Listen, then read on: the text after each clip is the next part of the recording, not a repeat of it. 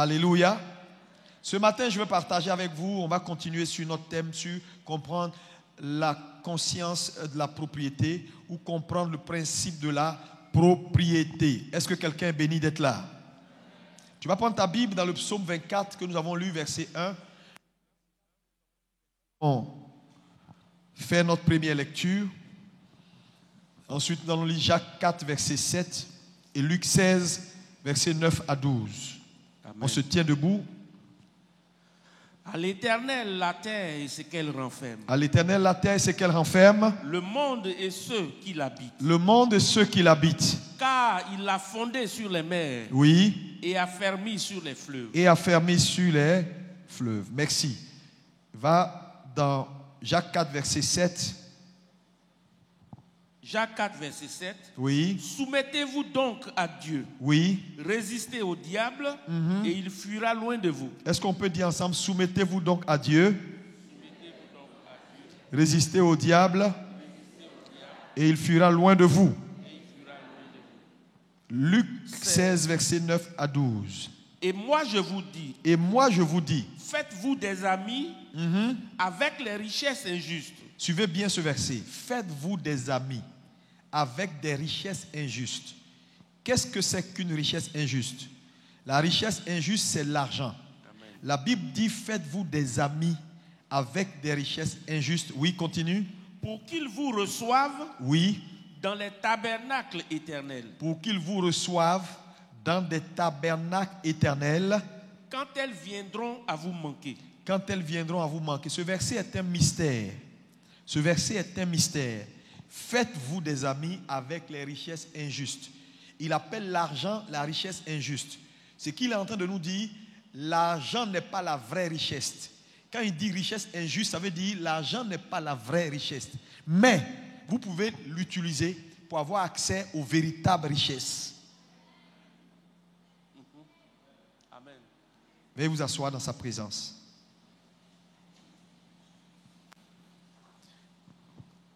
Comprendre le principe de la propriété est un thème important parce qu'elle nous aide à développer notre capacité à reconnaître en Dieu le propriétaire de toutes choses. Dieu est le propriétaire de toutes choses. Dimanche dernier, nous avons dit qu'il était essentiel à tout enfant de Dieu de comprendre l'importance de la propriété. Dieu est créateur du ciel et de la terre. Dieu est celui qui a fait toutes choses. Au commencement, Dieu. Il est au commencement de la Bible, il est dans le processus et il est à la fin de toutes choses. Et quiconque veut comprendre la bénédiction doit comprendre le principe de la propriété. Parce que développer sa conscience de la propriété va vous aider à honorer Dieu là où il faut honorer Dieu et connaître votre place dans la vie. Les hommes se battent, les hommes luttent parce qu'ils n'ont pas la conscience de la propriété et ou parce qu'ils pensent que à force d'avoir géré ce qui appartient à Dieu, ils sont devenus propriétaires. Frère, avoir cette prise de conscience est essentielle parce qu'elle va t'aider à réguler ta vie et à vivre une vie qui craint Dieu, une vie qui sait donner à Dieu ce qui revient à Dieu et qui sait se garder ce qui nous revient. C'est important parce qu'il y a trop d'amalgame aujourd'hui. Les chrétiens n'ont pas conscience de ce qui revient à Dieu. Et ça fait que on vit notre vie comme on veut, on l'oriente comme on veut, on décide ce qu'on veut, on va où on veut, on envoie nos enfants où on veut, alors que tout appartient à Dieu, y compris nous, nos enfants, nos possessions. Et dimanche prochain, je vais vous enseigner ce que j'intitule les 7 domaines sur lesquels Dieu vous établit propriétaire. Il y a 7 domaines que vous ne devez jamais oublier. Parce que ne pas avoir la prise de conscience de ces choses-là, vous allez croire que vous êtes les décideurs. Alors que vous n'avez pas en vous l'initiative ou l'origine de l'initiative.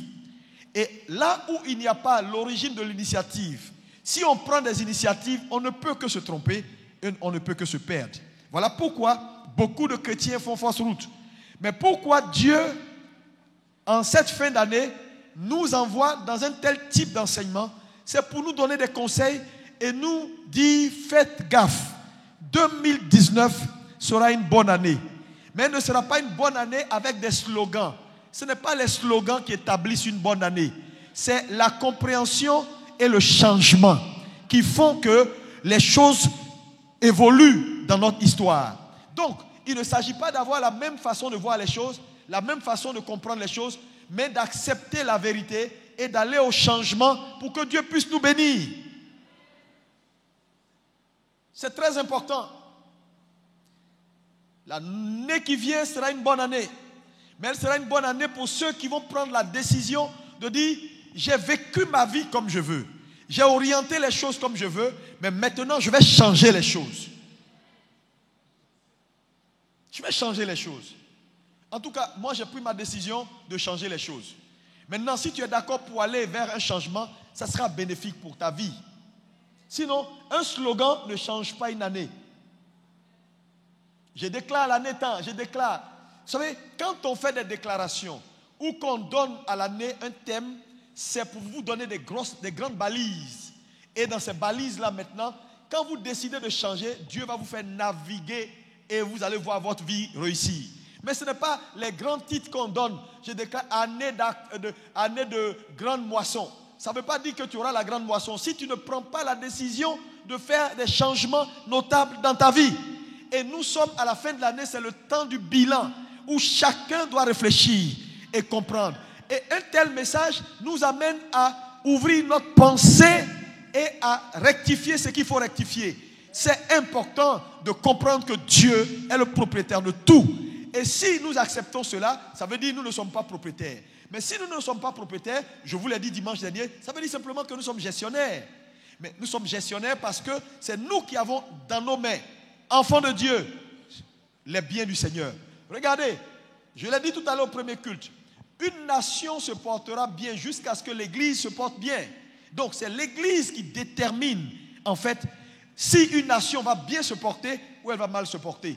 C'est pourquoi, si l'Église prend conscience de son rôle de catalyseur, de son rôle de régulateur, je vous assure, la Côte d'Ivoire va bien se porter. Parce que c'est nous qui décidons. Dis à ton voisin, c'est nous qui décidons. Alléluia. Bon, on a dit beaucoup de choses dimanche dernier, mais pour résumer, vous retenez simplement que nous sommes que des gestionnaires. Et un gestionnaire, il fait quoi? Le gestionnaire ne fait que gérer, protéger ce qui appartient au propriétaire. Mais pourquoi Dieu fait de nous gestionnaires? On l'a dit, parce qu'il est trop grand pour Satan. Et donc, il nous a donné la propriété de tout.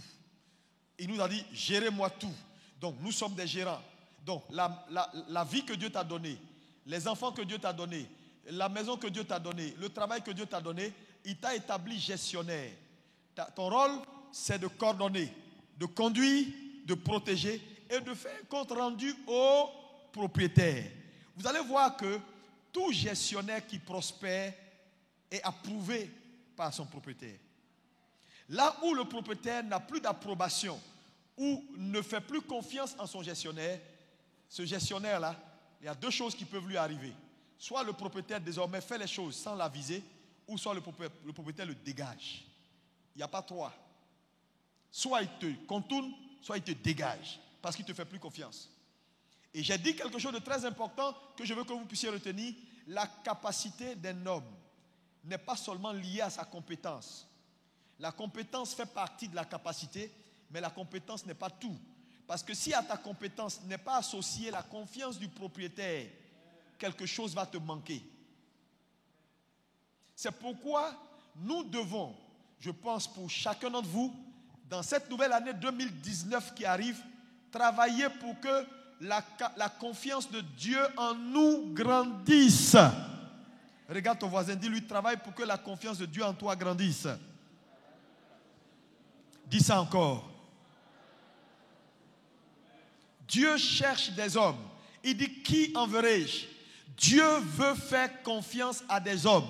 Mais le vrai problème, c'est que Dieu n'a pas beaucoup de gens qui font confiance. Il y a peu de gens réellement dans l'église en qui Dieu a confiance. Quand je parle de l'église, je parle de l'église universelle. C'est pourquoi vous allez voir qu'il n'y a pas beaucoup de grands hommes en Afrique. Parce que les grands hommes, frère, ça demande beaucoup pour être un grand. Il y a beaucoup de petits hommes, peu d'influence. Travailler pour que la confiance de Dieu grandisse. Qu'importe le niveau que tu as, tu peux avoir un PhD, un doctorat en divinité. Moi, je ne te confierai même pas 2 âmes à gérer. Tu sais pourquoi? Tu n'es pas digne de confiance. Donc, le problème, ce n'est pas que tu n'es pas un bon pasteur. Ce n'est pas que tu ne prêches pas bien. Ce n'est pas que tu n'as pas allé à l'école biblique. Ce n'est pas que tu n'as pas toute la théorie biblique. Tu l'as, mais tu n'es pas digne de confiance. Voilà le facteur essentiel. C'est pourquoi vous allez voir quelqu'un qui a toutes les compétences, qui ne trouve même pas du boulot. Moi, j'ai vu des professeurs à l'université, des gens qualifiés, qui ont des PhD dans tout. J'ai une dame comme ça à Paris, chaque fois que je vais, elle vient me voir pour que je prie avec elle. Elle a des diplômes incroyables. Elle ne trouve même pas de travail dans une société même élémentaire pour faire. Parce que le problème, ce n'est pas sa compétence. Elle a mauvais caractère, mauvais comportement. Partout où elle va, les gens ne lui font pas confiance. Et quand tu parles, elle dit, mais j'ai les diplômes. Ce n'est pas les diplômes. Les gens s'en foutent de diplômes. Dieu cherche des gens qui font confiance.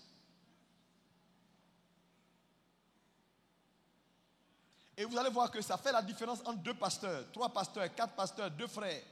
Tu vas voir quelqu'un, il n'est rien, il n'a pas ce que tu as, il n'a pas les mystères que tu développes dans tes messages. Mais mon ami, il prospère, tout va bien, les choses marchent. Tu dis, mais on ne comprend pas Dieu. Oui, parce qu'il y a un facteur. Dieu cherche des gens qui font confiance. Donc, travaille pour que Dieu te fasse confiance. Est-ce que Dieu peut te faire confiance? Pour te confier son argent à gérer. Pour te confier ses âmes à garder. C'est facile de dire, ce qu'il fait, je peux faire. Mon ami, tu te trompes. Ce n'est pas ce qu'il fait, tu peux faire.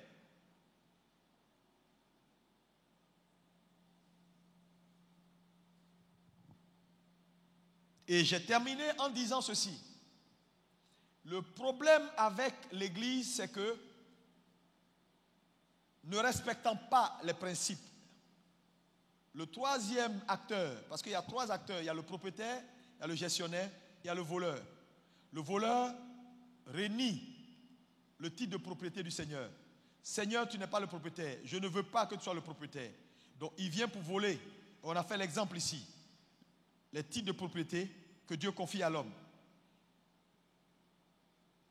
Je peux avoir... Les livrets sont finis. Mes livrets sont là? Vous les avez?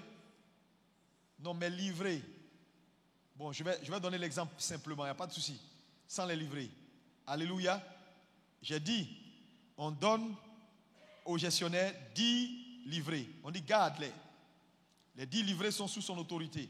Il doit les protéger, les garder. Tant qu'il est fidèle, tant qu'il fait ce qu'il a à faire, la grâce du propriétaire est sur lui.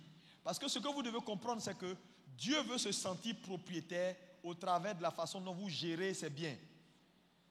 En vérité, et je vous le dis, c'est la gestion qu'un homme fait des biens qu'on lui confie qui détermine ou qui donne au propriétaire de se sentir propriétaire ou éventuellement étranger de ses propres biens. Est-ce que tu sais que dans ta propre maison, tu peux te sentir étranger? Si tu mets quelqu'un pour gérer la maison et il se comporte comme s'il était le propriétaire et il ne te donne pas accès à ce que tu dois avoir accès, tu peux à un moment donné dire, quand même, je suis chez moi, non? C'est pas vrai. Mais un tel personnage, il a perdu ta confiance. Tu peux faire ton travail tout en donnant accès au propriétaire à tout, en lui faisant les comptes. Mais quand tu le fais comme ça, alors, qu'importe les failles qui arriveront, les difficultés qui arriveront, tu auras l'approbation du propriétaire, sa sécurité. Mais sinon, si tu gères comme tu veux, tu orientes comme tu veux, et il n'a pas accès à ce qui lui appartient, à un moment donné, qu'est-ce qui va se passer? S'il y a un problème, il va te lâcher. Voilà pourquoi Satan détruit la vie des gens, détruit leurs biens, détruit la vie de leurs enfants, leur santé est détruite. Pourquoi? Toutes ces choses-là, Dieu te les a données comme éléments de gestion. Parce que même la vie que tu as ne t'appartient pas. On te l'a prêtée. Donc ne la conduis pas comme tu veux. Ne l'envoie pas où tu veux. Il ne faut pas la raccourcir alors que Dieu veut qu'elle vive 100 ans. Il ne faut pas la mettre dans des programmes bidons. Te lever comme ça, je m'en vais gazer à Assini. Tu ne pries pas, tu ne demandes pas au Seigneur et tu vas aller raccourcir ta vie alors que la vie ne t'appartient pas. Tu vas te lever, bon, tu n'as pas prié, je m'en vais à Dubaï et tu vas aller faire un crash d'avion et tu vas raccourcir ta vie alors que tu n'as pas prié. Je vous dis, faites gaffe à la façon dont vous gérez votre vie. Regardez, dimanche, il y a beaucoup de gens qui sont allés en week-end. Il y a des gens, je sais. Ah non, c'est long week-end, nous on s'en va, boum. Ils n'ont même pas informé. Imagine-toi, il y a un drame. Et c'est maintenant, ah pasteur, priez. Oui, la vie là ne t'appartient pas. Tu ne la prends pas, tu ne décides pas. C'est week-end, je m'en vais. C'est long week-end. Moi, je ne serai pas là le week-end. Tu es qui pour décider? C'est Dieu qui t'a dit ça? Faites gaffe, hein. Parce que je vous dis, c'est subtil. Tu ne fais pas attention, tu vas croire que tu es ton propre patron. Tu vas prendre des décisions sans prier. Tu vas prendre des décisions sans informer. Comment tu peux ne pas venir à l'église dimanche matin? Parce que pour toi, demain c'est 24. Il y en a des frères qui sont au marché. Là où je vous parle, ils sont au marché. À Djamé.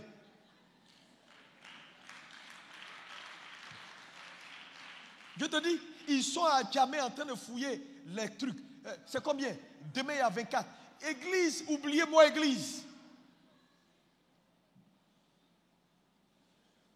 Demain, les gens vont se plaindre pour dire, on ne comprend pas Dieu, on prie, on parle la langue, Dieu ne nous bénit pas. Frère, comment gères-tu la vie que Dieu t'a prêtée?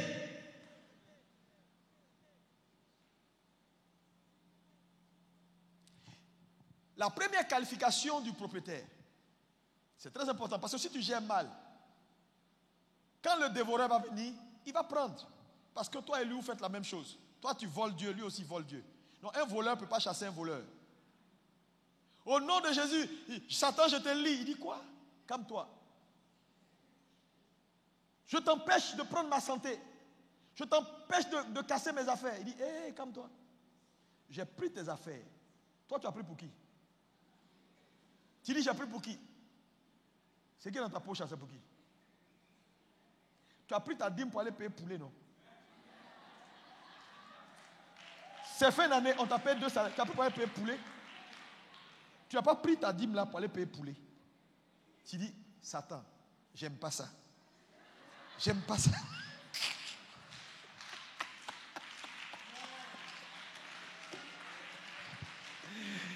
Alléluia. Maintenant tu as une digestion, tu dis, j'ai une digestion. Mon ami, c'est ça. Alléluia. 3 choses que je vais partager avec vous et puis on va terminer. On ne va pas être long ce matin. Le propriétaire, la première qualification que Dieu attend d'un propriétaire, il a dit dans Matthieu 24, il dit, quel est le serviteur fidèle et prudent que le maître a établi sur ses biens pour les garder, pour les gérer. Il parle de fidélité.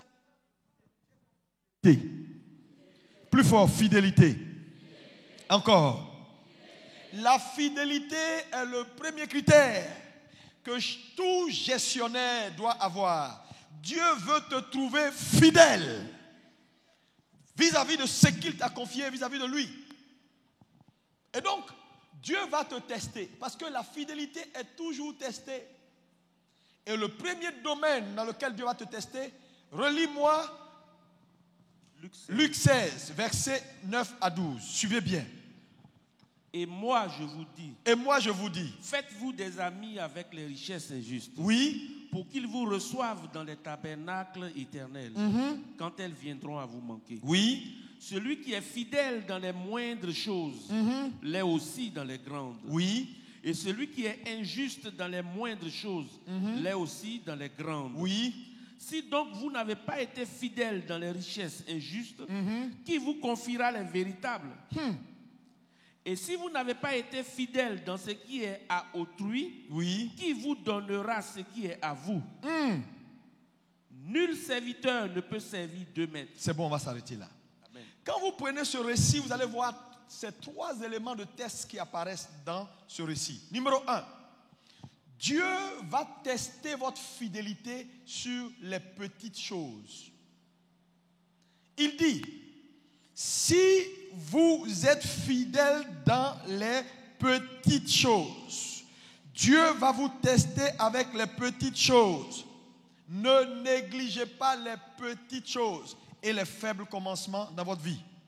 C'est très important, Église. Dieu va vous tester avec les petites choses. Petit boulot, petit argent, petite position, petit. Dieu commence toujours par le petit pour aller vers le grand. Parce que Dieu ne commence jamais par le grand pour aller vers le petit. Il commence toujours par le petit pour aller vers le grand. Dieu va vous tester avec les petites choses. Tous ceux qui sont grands ont commencé un jour petit. Je vais vous le dire, frère, si vous voyez des gens qui n'avancent pas, qui n'arrivent pas à décoller, ce n'est pas un problème de compétence. C'est des gens qui ne sont pas dignes de confiance. Dieu va vous tester dans les petites choses. Il va te donner une petite place. Tu vas arriver dans le groupe musical. Tu as toute la grâce et la capacité de faire des choses exceptionnelles. On va te donner une petite place. Non, tu chantes une fois chaque 3 semaines. Mes frères, Dieu veut juste t'observer. C'est dans les petites choses que Dieu observe. Et c'est dans les petites choses que Dieu se fait une idée de toi de façon définitive. Je vais vous dire, frère, quand vous voyez quelqu'un qui est devenu grand, ce n'est pas aujourd'hui que Dieu a eu, ça dit son opinion de lui. Dieu l'a testé quand il n'était rien. Et Dieu l'a jugé digne d'occuper la position de grandeur. C'est dans les petites choses que Dieu vous juge. C'est dans les petites choses que Dieu se fait une idée de vous. Voilà pourquoi la fidélité dans les petites choses sont importantes. Alléluia. Dieu te donne un boulot. Le boulot n'est pas un grand boulot, ce n'est pas grave. Montre que tu es digne. Travaille avec fidélité. Sois sérieux. Paye le prix. Tu seras qualifié pour les grands boulots. Dis-moi amen. Alléluia. Dieu te donne de l'argent. Tu n'as pas grand-chose aujourd'hui. Et vous allez voir que la plupart des pauvres, pourquoi ils demeurent pauvres? Parce que pour eux, le peu qu'ils ont n'est rien. Donc, ils méprisent les faibles commencements. Ils ne gèrent pas bien le peu. Quand quelqu'un a 10 000 francs et qui n'est même pas capable de payer la dîme sur 1000, c'est-à-dire la dîme de 10 000 francs, 1000 francs, 1000 francs, 1000 francs. Il n'est pas capable de donner une prémisse de 10 000 francs à Dieu. Prémisse, 10 000. Il ne peut pas donner. Et il dit au Seigneur, si j'ai 50 milliards, je te montrerai que je suis ton serviteur. Tu es en train de mentir.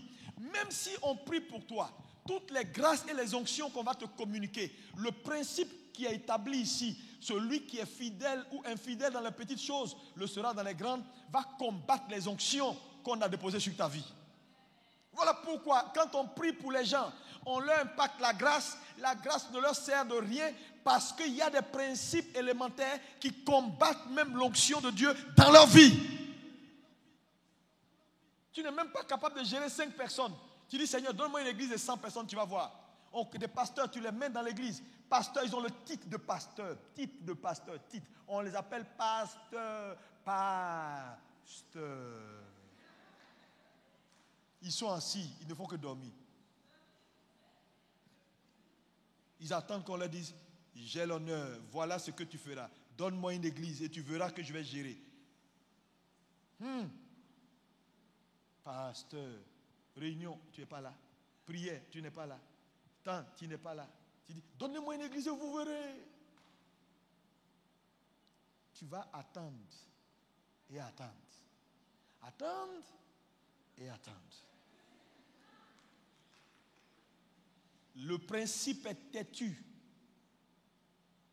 Le principe est têtu. Vous savez, j'ai fait un post. Et puis, il y a un gars.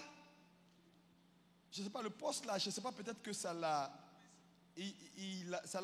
Parce que tu sais, les gens n'aiment pas la vérité. Quand la vérité les frappe, ils sont tourmentés. Et puis, il a commencé à raconter sa vie. J'ai dit, mais mon ami, tu peux raconter tout ce que tu veux, mais la vérité ne change pas. Je l'ai lu. J'ai dit dans le post, le ministère est long. Le ministère, voilà, c'est ça. Le ministère est un long chemin. Combattez selon les règles et vous réussirez. Fuyez les raccourcis. Évitez l'exhibition, honorez les devanciers. Et soyez humbles. Le ministère est un long parcours qui demande beaucoup de sagesse. Travaillez pour le fond et non pour la forme, sachant que l'approbation vient de l'Éternel. Ne soyez pas à la poursuite de records. Cela n'impressionne pas le Seigneur. Recherchez sa volonté et soyez vous. Jésus vous aime. Ça a gêné certaines personnes. Alors qu'il n'y a rien ici, là. La majorité ont été bénis. Parce que ça, c'est des conseils de vie. Ne poursuivez pas de records. Ça, c'est des conseils de vie. Parce que la majorité des gens veulent faire les choses comme ils veulent. Ils ne veulent rien respecter, mais tout n'a qu'à marcher pour eux. Ça ne marche pas comme ça. On ne peut pas te confier 10 personnes, on revient, ils sont 3. Tu as un problème. La fidélité dans les petites choses. Petite position d'autorité. Tu ne peux même pas, déjà tu ne t'en sors pas. Donc il va te tester. Et ce point-là, il faut le garder, c'est très important en tant que gestionnaire. C'est sur les petits commencements que Dieu se fait une idée de toi. C'est sur les petits commencements que Dieu te trace une destinée glorieuse. C'est sur les petits commencements où tu as encore 100 000 francs par mois que Dieu t'a déjà établi pour quelqu'un qui aura 100 millions par mois ici quelques années. En t'observant, comment tu gères les petits commencements? Comment tu gères le peu? Comment tu gères le peu? La petite maison dans laquelle tu es, comment tu entretiens? Ça va déterminer si Dieu va te donner une maison de 20 chambres salon. Mais tu dis, Seigneur, non, moi j'ai besoin de 20 chambres salon. Mes studios là, tu n'arrives même pas à balayer.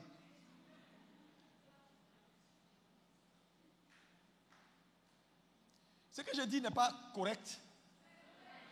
Non, si ce n'est pas correct, tu dis ce n'est pas correct. Hein? Parce que je vois certains gens dans l'église qui ont du potentiel. Là, quand tu les vois, tu sais que la grâce est là. Quand tu les vois, tu sais que Dieu veut qu'ils prospèrent. C'est des leaders potentiels. Mais il y a des principes qui les combattent. Je vous dis, un principe peut te combattre. On va te voir, on va dire, le frère là, je le sens grand. La sœur, quand je la vois, mais il y a des petits principes. Tu n'es pas fidèle dans le peu. La fidélité dans le peu, c'est être constant dans ce que Dieu te demande de faire. Petit soit-il. Tu as tes 10 000. Tes 10 000 là, tu respectes. Tes 1000 francs, tu le donnes au Seigneur. Tu mets dans une enveloppe comme si c'était 100 millions. Tu ne dis pas, c'est 1000 francs, on va faire quoi? Et puis tu attrapes quand tu froisses pour dire, off. Tu prends ton enveloppe, tu mets tes 1000 francs comme si tu partais payer à Dieu 100 millions. Ça, c'est de la fidélité dans les petites choses. Dieu va te donner 100 millions de dîmes un jour. Tu vas faire la même chose.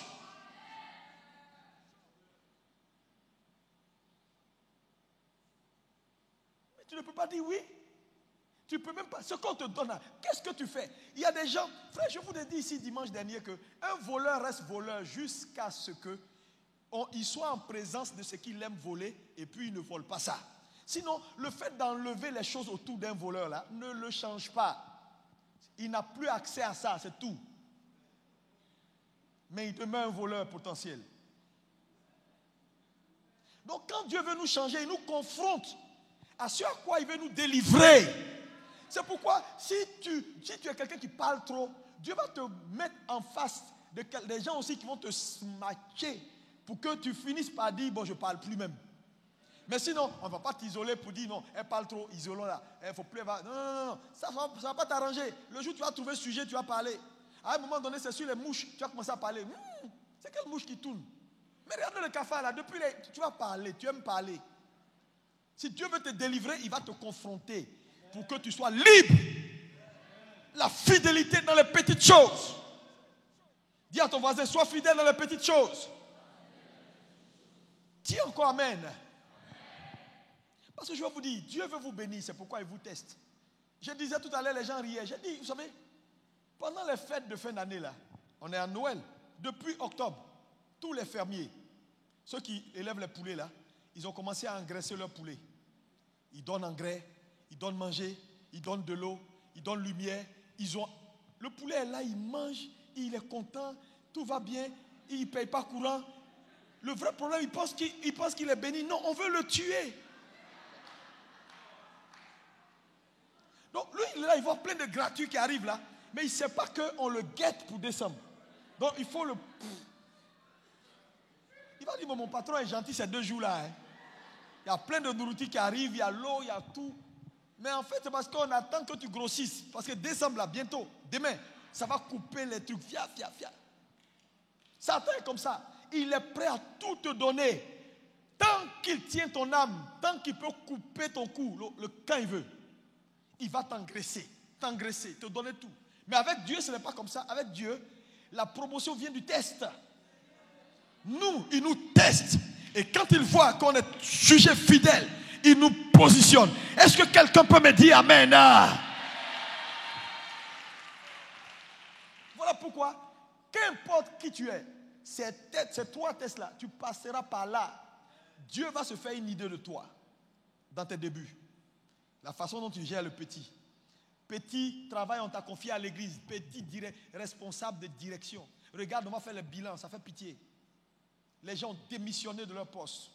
Les gens ne font même pas le travail qu'on leur demande de faire. Petit boulot. Dieu te regarde. Et il va se faire une idée. Deuxième test. Dieu va te tester avec ce qu'on appelle les choses temporaires, les choses éphémères. Proverbe 10, verset 22 dit, ce sont les bénédictions d'éternel qui enrichissent et ne se font suivre d'aucun chagrin. Dieu va te tester avec ce qui est éphémère, ce qui est temporaire. Il dit, si tu es fidèle dans les richesses injustes. Le mot richesse injuste veut dire que ce n'est pas la vraie richesse.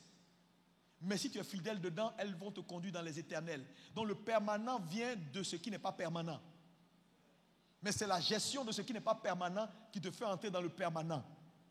Il y a des gens, tu n'entreras pas dans un foyer si tu n'as pas su gérer un certain nombre de relations, peut-être même interhumaines, avec un voisin ou un ami. Je te dis, c'est ce qui n'est pas permanent qui te fait entrer dans le permanent. Dieu va te tester avec ce qui n'est pas permanent. L'argent est une richesse injuste. Ce n'est pas la vraie richesse, mais elle peut te conduire à la vraie richesse. C'est pourquoi il a dit, faites-vous des amis avec les richesses injustes, pour qu'au moment où vous en aurez besoin, les richesses injustes vous fassent entrer, vous donnent accès à ce qui est éternel. Il y a des gens, l'argent, c'est tromperie. Voiture, maison, les biens matériels sont éphémères. Dieu ne veut pas, il veut que tu les aies, mais que ton cœur ne soit pas attaché à ça. Oh, je te dis, regardez, on est en fin d'année. Il y a combien de sœurs dans cette salle? Ta garde-robe est remplie de toutes sortes d'habits que tu ne portes plus depuis au moins 1 an. Dieu te parle en tant que gestionnaire.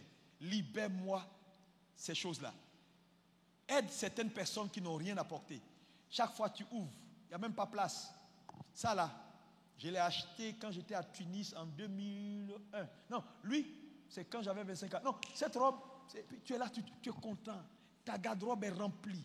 Les choses sont remplies. Chaussures remplies.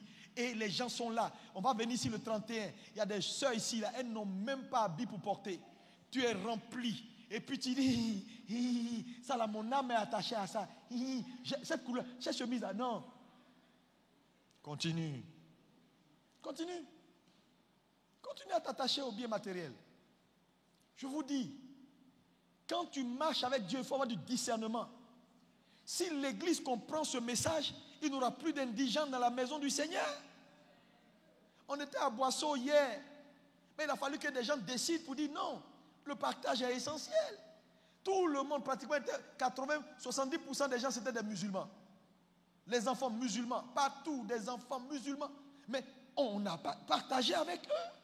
Mais il a fallu que des gens décident de le faire. L'argent, ça pourrait être utile à autre chose. Frère, quand tu es trop centré sur toi, et tout c'est toi seul, tu ne peux pas être un bon gestionnaire. Parce que l'initiative de l'orientation des biens du maître ne vient pas de toi. C'est le maître qui décide. Aujourd'hui, là, ce que tu as là, c'est vrai, pas de chaussures, mais mets ça dans la foule. Regarde, tous ces gens, c'était bien.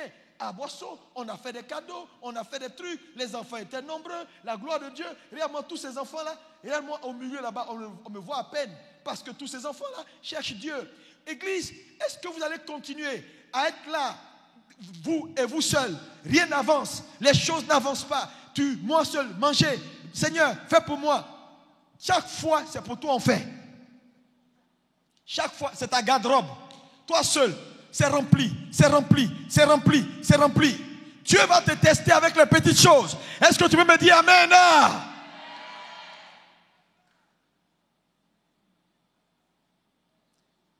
Temporaire, richesse temporaire, matérielle.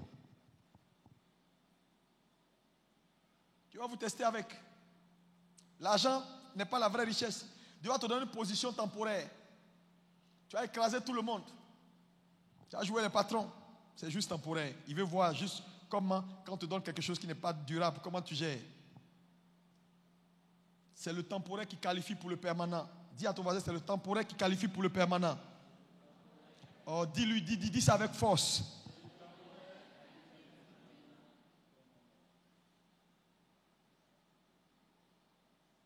Partagez. Aimez les gens. Aimez les gens. Partagez. Ne soyez pas centrés sur vous et vos enfants et vos amis. Partagez. Faites du bien. Le temporaire, le matériel n'est rien. Quand Dieu a un défi, investissez dans le défi. C'est juste du temporaire. C'est juste du temporaire. Je vous ai dit hier, regardez, vous êtes venus. Quels sont ceux qui sont passés par la voie là quand ils venaient? Vous êtes tous passés par la route. Vous n'avez pas vu qu'avant ça, dans la semaine dernière, ils ont versé plein de gravats. Il y a une société là qui a été conçue, ils ont versé plein de gravats. Et les gravats ont commencé à fermer la voie. Vous n'avez pas vu ça? Quand je suis rentré de Paris, la première réaction que j'ai eue, mais ce n'est pas normal. Comment on peut venir verser, mais verser là-bas? Vous versez jusqu'à... Vous êtes en train même de fermer la voie. 2 voitures ne pouvaient plus passer. J'ai dit, mais attends, ce n'est pas moi. Mais le problème, c'est qu'il y a des cités ici, les gens habitent. Ça ne marchait pas dans ma tête. Et j'ai dit à ma mère, écoute, trouve-moi un gradin. Moi, je n'habite pas en face. Je n'habite même pas ici. J'ai dit, trouve-moi une chargeuse. La chargeuse fait combien? Il me dit, 5 heures, 125 000 francs. J'ai dit, ok. Ils n'ont qu'à venir, ils n'ont qu'à me pousser tous ces ordures-là, poussez-moi tout ça, et puis, dégagez-moi la voie. Ça a été fait hier. Lui et moi, on était ici, c'était avant-hier ou hier, je ne sais plus. On a fait ça jusqu'à quelle heure on a fini? Mais ce n'est pas devant nos maisons. On a la conscience de la chose publique.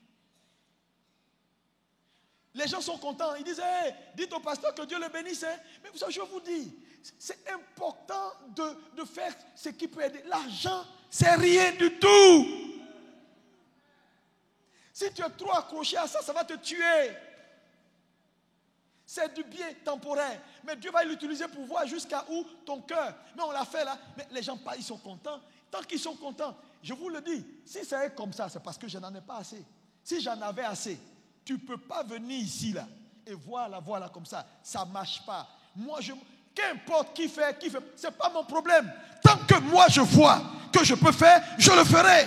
Pourquoi? Parce que quand Dieu bénit, alléluia, c'est pour sa gloire. Libérez-vous.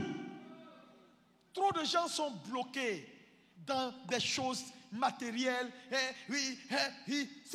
C'est normal d'avoir. Dieu va vous bénir. Vous en aurez beaucoup.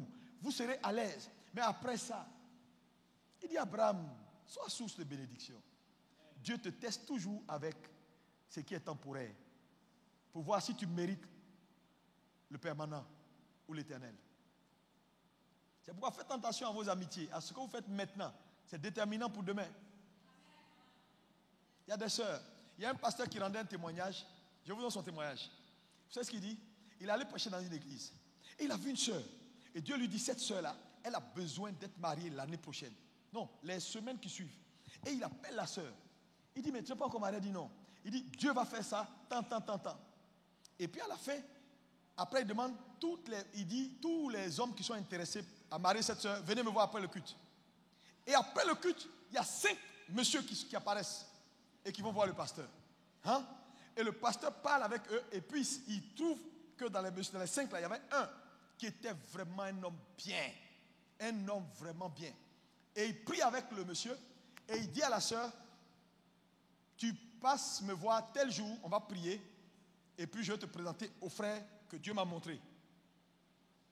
Et ce jour-là, lui, il est arrivé en même temps que la sœur. Et dans le parking, il entend du bruit dans le parking. garé devant moi. Nya, nya, nya.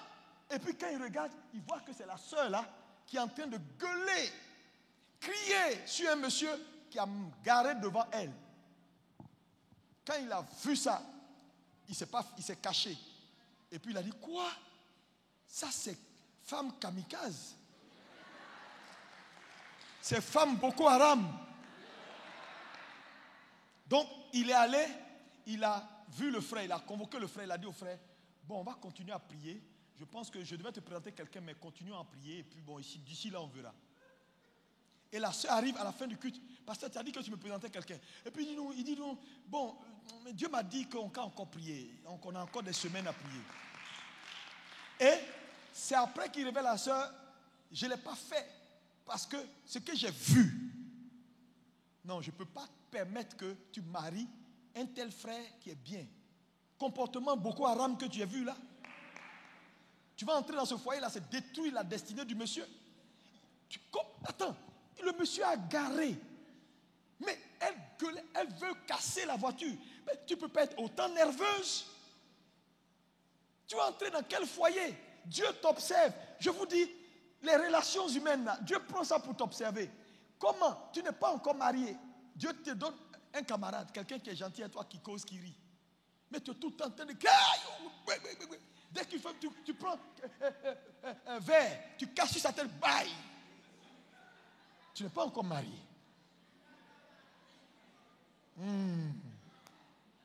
Dieu te regarde, dit, je ne veux pas perdre mon fils là jeune. Donc il y a des comportements qui peuvent te disqualifier. Ce que je dis là, c'est sérieux. Soyez fidèle. Dieu observe dans ce qui est temporaire. Et ça te qualifie pour le permanent.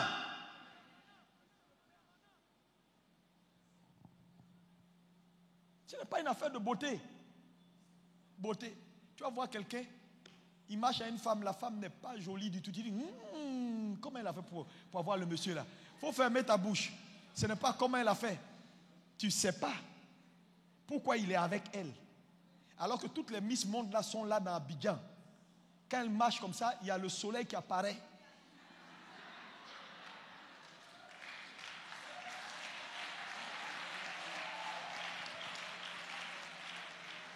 Non.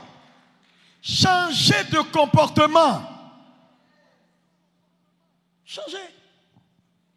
Ne faites pas, quelqu'un va regretter pour dire comment j'ai pu marier une telle dame. Elle a échappé à mon filet. Comment elle est entrée?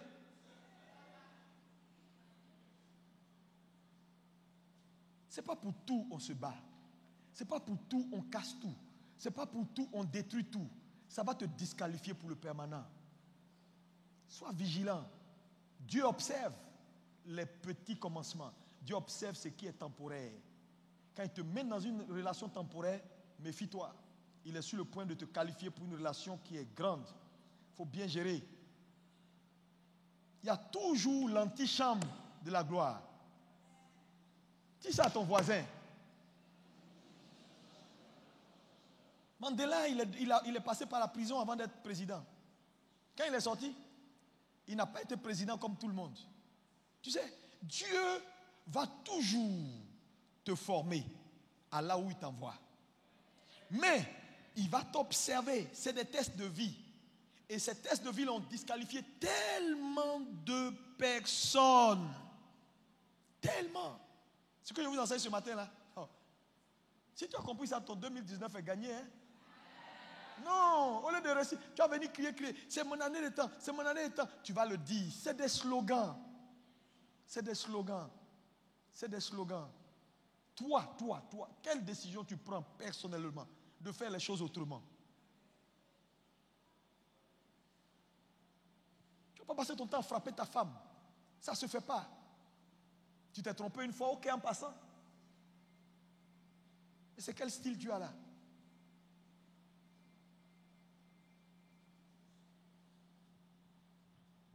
Les choses temporaires. Dis avec moi les choses temporaires. Troisième test que Dieu va imposer à ta vie en tant que gestionnaire, c'est obligatoire. C'est la fidélité dans ce qui appartient aux autres. Dis à moi la fidélité dans ce qui appartient aux autres. Faites gaffe. Tu sais, pour qu'un homme ait ce qui lui appartient, il va rencontrer toujours ce qui appartient aux autres. Il n'y a personne qui a ce qui est pour lui sans faire face à ce qui est pour les autres. C'est ta fidélité et la gestion de ce qui appartient aux autres qui te donne ce qui t'appartient. Mais regardez aujourd'hui nos églises. Regardez les fidèles dans leur comportement à l'église. Je veux descendre pour parler avec toi. Parce que je veux terminer. Je t'ai dit, je ne vais pas être long. Je veux terminer maintenant. Pour qu'on se parle. Les gens viennent à l'église. Regardez leur comportement. Quand ils viennent, quand ils se comportent, les papiers qu'ils jettent dans la cour, c'est l'église. Ils rentrent dans les toilettes. Quand ils rentrent, personne ne peut entrer après lui. C'est l'église. Il fait du désordre. Ils prennent les papiers là. Ils mettent ça dans... Sur leur visage, ils mettent ça dans le truc là. Ils tirent l'eau, ça n'a qu'à boucher. Dernièrement, on a débouché les trucs ici là. Les femmes là, quand elles ont leur truc là, elles prennent les trucs, les pieds, mettent dans le WC, les pieds, elles appuient, elles boivent même pour dire, va. Et puis les trucs là sont bouchés. C'est rempli de choses. C'est l'église. C'est pas pour eux. Groupe musical. Allez faire un tour après le culte. Je vous invite, faites pèlerinage ici là. Pèlerinage comme ça, groupe musical car communication. Vous allez être surpris. On paye des millions pour le matériel. Ce n'est pas entretenu. La poussière, les choses sont sales.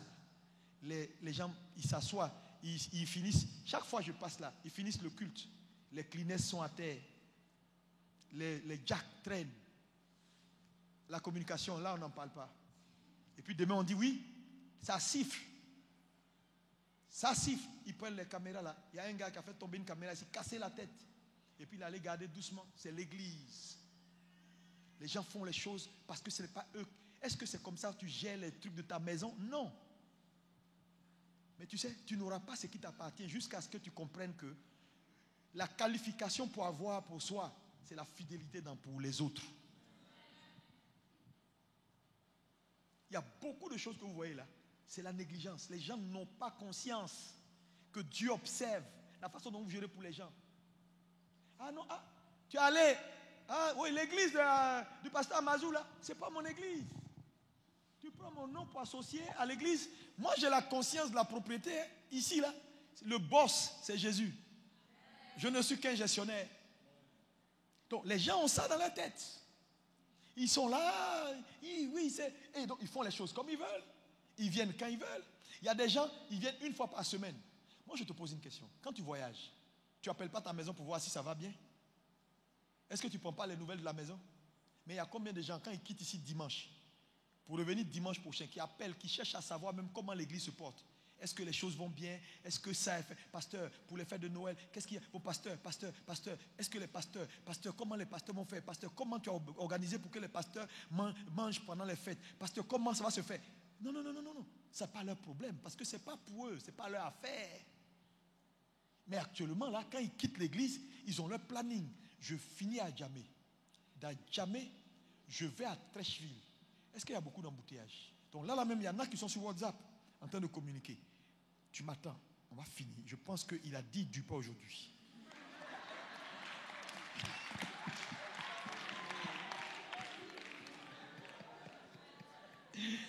Tu vas me faire durer.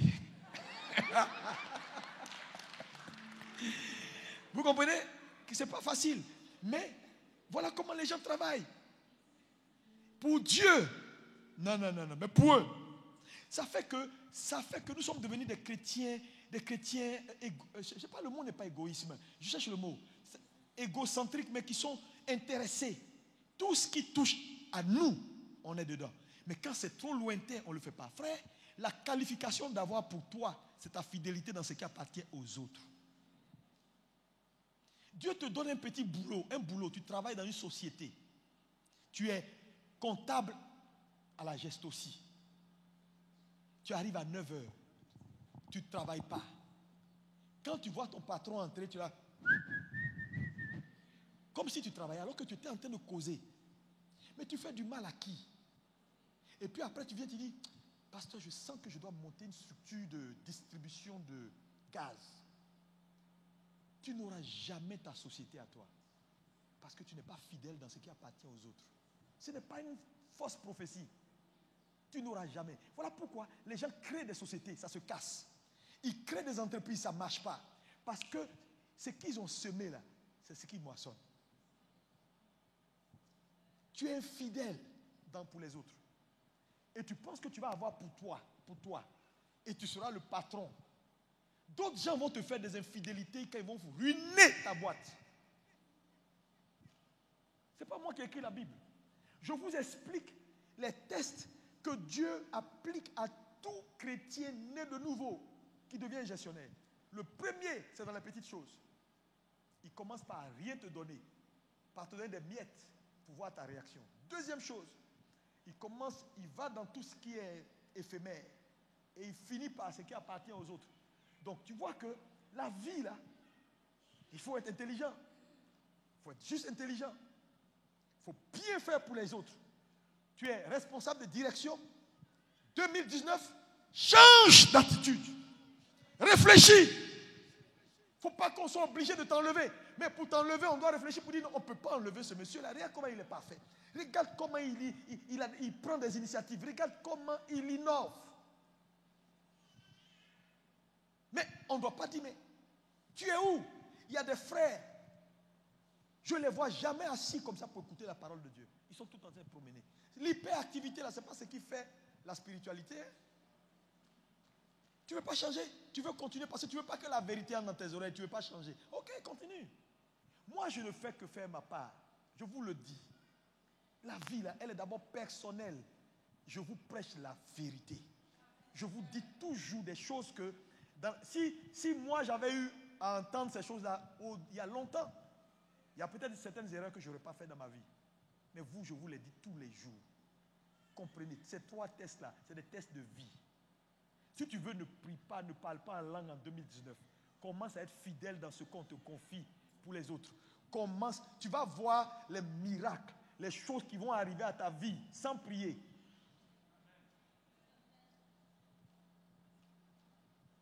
Tu vas voir. La fidélité dans les petites choses. La fidélité dans ce qui appartient à autrui. Quelqu'un te donne, je suis allé chez une dame, dans une maison. J'entre dans la maison est sale, délabrée. Je lui demande, madame, mais... Elle dit, non, ici c'est pas chez moi, moi je loue la maison. Je suis en train de chercher à acheter un terrain pour construire ma maison. Dès qu'elle a dit ça, j'ai dit, elle va rester locataire toute sa vie. Tu n'auras pas ta maison. Regardez maison quelqu'un t'a donné.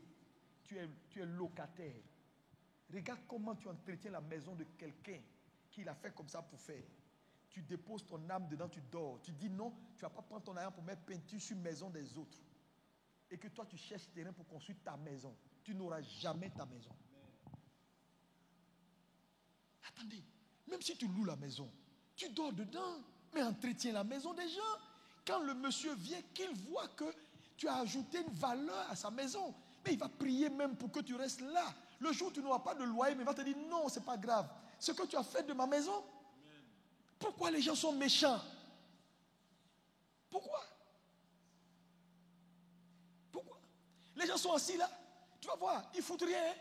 Ils sont prêts, fin du mois, ils vont même te tendre la main pour dire j'ai besoin d'argent. Le jour où tu lui as dit bon écoute, voilà une petite église, il est là matin, midi, soir parce qu'il pense que c'est sa chose. Mais quand il n'était pas là, il se promène, il ne vient même pas aux réunions. J'ai décidé, j'ai dit, il n'y a plus quelqu'un qui mérite la grâce de Dieu s'il ne respecte pas Dieu. Non, je te dis. Si quelqu'un te dit le contraire, il est en train de te mentir. On est en fin d'année, disons-nous la vérité. Change! Change! Sois fidèle. Quelqu'un te donne la clé de sa voiture, il ne faut pas conduire comme si tu étais Elton Senna. Toutes les expériences que tu ne peux pas faire avec ta propre voiture, là, tu veux faire avec sa voiture. Pourquoi? Sois respectueux. Quand tu vas lui rendre sa voiture, rends-lui la voiture propre. Mais tu prends la voiture du gars. Mais je vous assure que ça a disqualifié beaucoup de gens. Il y a un pasteur qui est allé prêcher quelque part. Un autre pasteur lui a ouvert une porte. Il est allé en France dans une église et on l'a mis à l'hôtel. La facture téléphonique, tout le budget financier de l'église en un mois, téléphone à tout prix. Parce que les gens ne lui ont rien dit. Il s'est assis il était à la piscine, il était là, il téléphone en Afrique, il a gaspillé. Quand il est sorti de la conférence, le pasteur a dit à l'autre qui l'a recommandé, plus jamais ce monsieur-là. Ce n'est pas sa prédication qui a un problème. Mais lui là, il ne mettra plus pied ici jusqu'à ce que Jésus revienne. Maintenant, le monsieur, ça va dire au pasteur, il sent que Satan l'attaque, les portes se ferment. Ce n'est pas Satan qui a fermé les portes, c'est toi qui as fermé tes propres portes. Comment on te fait entrer dans un ministère? On te met à l'hôtel en 3 jours. Tu téléphones dans le monde entier. Ce que tu ne peux pas faire chez toi à la maison. Tu appelles le Burundi, tu appelles l'Irak. Même quand tu ne connais personne, tu dis, est-ce qu'on tire là-bas?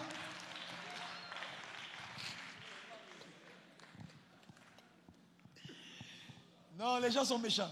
Je vous dis. Et vous voyez que ces choses-là semblent rien. Mais c'est tout. Pour que quelqu'un se fasse une idée de toi. Voilà pourquoi il y a des gens, même pour les inviter chez toi, tu ne peux pas. Tu invites le gars chez toi. La première fois, il arrive chez toi, il se promène dans ton salon. Ah, ça c'est une pomme. Et puis il est en train de mettre ta pomme derrière toi. Je m'assois où? C'est-à-dire que ça c'est la première fois. La troisième fois, là je ne suis plus propriétaire de ma propre maison. La sagesse, ça ouvre des portes. Je prie que Dieu vous aide. Et que 2019 soit une bonne année pour vous. Que vos affaires prospèrent. Que la grâce de Dieu soit avec vous. Au nom de Jésus-Christ de Nazareth. On se lève pour parler à Jésus. Je veux que tu pries sur ces 3 points et que tu demandes la grâce de Dieu. Dis Seigneur, aide-moi. Je sais que ce sont des tests importants, mais j'ai peut-être failli à certains. Aide-moi, Seigneur. Aide-moi, Seigneur. Rachète-moi. Aide-moi. Prie le Seigneur. Lève les mains vers le ciel. Commence à parler à Jésus. Plus de toi. Plus de discernement. Pakandorobo sakaya baba baba.